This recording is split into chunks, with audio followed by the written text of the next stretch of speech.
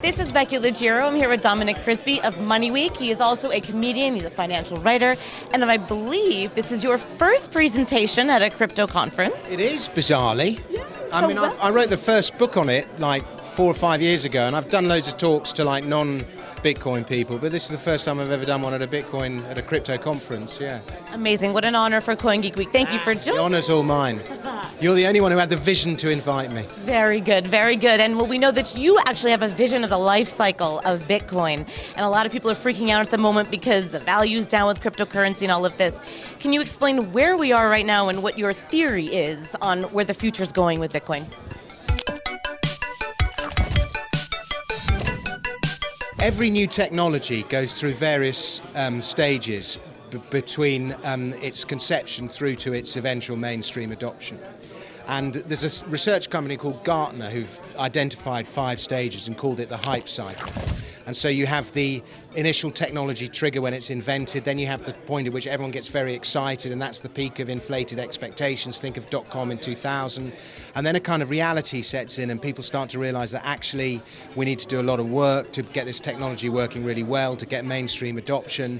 A few incompetents are exposed, there's a couple of scams get revealed, and suddenly the world that was massively in love with the sector falls out of love with sector. And you go into this kind of trough of disillusionment, and then gradually the sort of bad, malfeasant operators get weeded out and only the serious players are left, and gradually it builds and builds and builds, and this would be, the internet from 2003 to today, and it's kind of, Bitcoin needs to climb that sort of slope of enlightenment on its way to the plateau of productivity.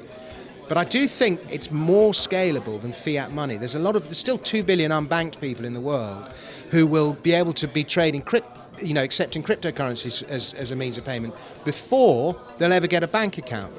And, fiat money is limited by borders. Cryptocurrency is borderless. And it just makes it so much more scalable. And you were talking about the future of jobs, and these become borderless too as the time goes on. Can you explain what your theory is for the future of work? Yeah, well, the intangible economy is now bigger than the tangible economy. It's borderless. It's the internet, there's no borders. We've got money without borders, and more people are turning freelance. The traditional employee-employer relationship is dying. There's more and more people working from home. They work in the local cafe, then they start traveling a bit. Actually, do you know what? I can do the same job from Thailand. Why do I need to live in London and pay London house prices when I can live in Thailand?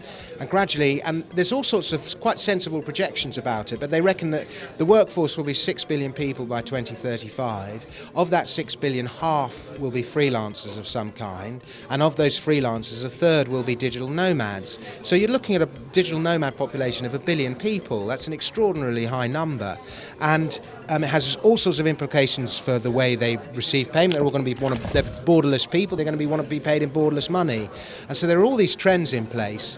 And this is all bigger picture stuff. If you're a short-term trader, you just want your cryptocurrencies to go back, but that's the bigger narrative. Well, so what does this mean for tax then? Because we know tax is the greatest source of revenue for governments. Well, it has big implications for tax because income tax is the biggest source of revenue for governments worldwide. It's about 50% of government revenue, give or take. And they're going to struggle. The government has always struggled to tax the intangible economy. It struggles to tax Google and Facebook. It's going to struggle to tax cryptocurrencies. It's going to struggle to tax digital nomads who are operating in crypto money. If they're not based in any one country, who do they pay tax to? There'll be no way of enforcing that tax. Government revenue is going to be jeopardised, and if the government revenue is jeopardised, they're going to have to think very hard about what services they're able to afford to provide. Yeah, this is a great view of the bigger picture. And Dominic, is there anything else that you wanted to add about the future of Bitcoin? It'll be all right in the end.